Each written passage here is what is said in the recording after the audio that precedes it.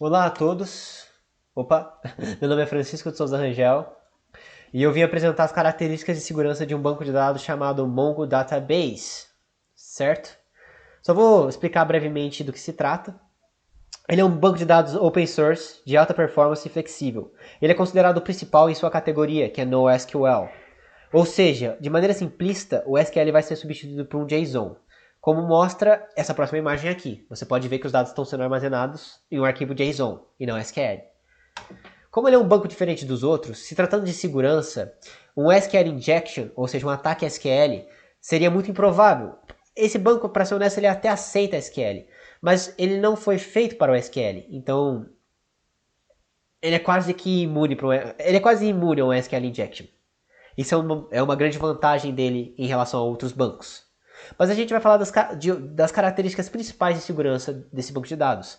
E o MongoDB permite que os seus dados sejam protegidos com recursos de segurança pré-configurados, tanto para autentificação, quanto autorização, quanto criptografia e ainda alguns outros recursos que eu acho que não vai dar tempo da gente entrar, falar de maneira mais profunda. Mas vamos falar sobre o isolamento de rede. Basicamente, os dados do do banco de dados, eles são implantados em uma única nuvem privada virtual, que tem firewalls dedicados e que só podem ser acessados para aqueles usuários que estão na lista de acesso VIP, certo? Ou seja, os dados vão ser criptografados e vão ser mandados para essa nuvem privada virtual. A gente tem a gestão de acesso baseada em função, que é uma coisa muito legal do banco de dados, onde existem funções que permitem controlar quais usuários e equipes podem acessar, manipular e excluir os dados em seus. E as informações do dado, ou seja, você tem controle total do que cada usuário pode fazer. Você pode decidir se aquele usuário vai ver uma informação, se aquele usuário pode não só ver, mas adicionar informação, não só ver e adicionar, como excluir, ou aqueles usuários que terão controle total do banco de dados. E a gente tem a criptografia de ponta a ponta, que funciona basicamente assim: todos os dados em repouso são automaticamente criptografados e automaticamente mandados para aquela nuvem privada virtual que eu expliquei anteriormente. Essas são as três características básicas do Mongo Database, mas a gente tem as características avançadas também. A gente vai ter, por exemplo, porque você pode integrar as suas práticas, digamos assim, individuais da sua empresa com o Mongo Database. A gente vai ter Encryption Key Management, que é o gerenciamento de chave de criptografia, onde você vai trazer suas próprias chaves de criptografia para uma camada adicional de criptografia. Vou explicar de uma maneira mais simples. Os dados do banco eles são criptografados de maneira automática. Quando você usa essa função, você vai pegar os dados que foram criptografados e vai criptografar novamente, ou seja, você vai ter uma dupla camada de criptografia. Uma dupla, uma dupla proteção, certo? E a gente vai falar agora sobre a Granular Database Auditing, auditoria de banco de dados granular, que é basicamente assim.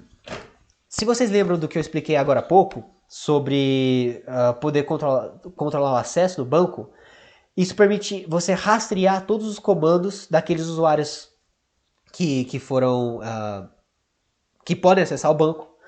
Então, basicamente, você não só controla quem pode fazer o que no banco, mas você consegue ver todos os comandos daqueles que têm esse direito, te dando controle total sobre o banco e, bom, você sabe tudo que aconteceu dentro do banco. A gente vai ter a LDAP Integration, que é a integração LDAP, onde você vai configurar a autenticação e autorização dos usuários com o servidor LDAP para simplificar o controle de acesso e o gerenciamento de permissões granulares.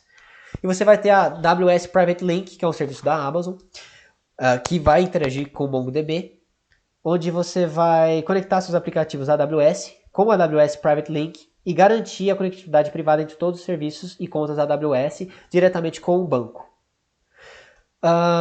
Se tratando das empresas que usam esse banco de dados, principalmente empresas web, já que, pelo fato dele ser um banco de dados JSON, isso facilita muito para APIs, já que, bom, funciona de uma maneira mais flexível e mais rápida, mais prática do que um banco de dados SQL.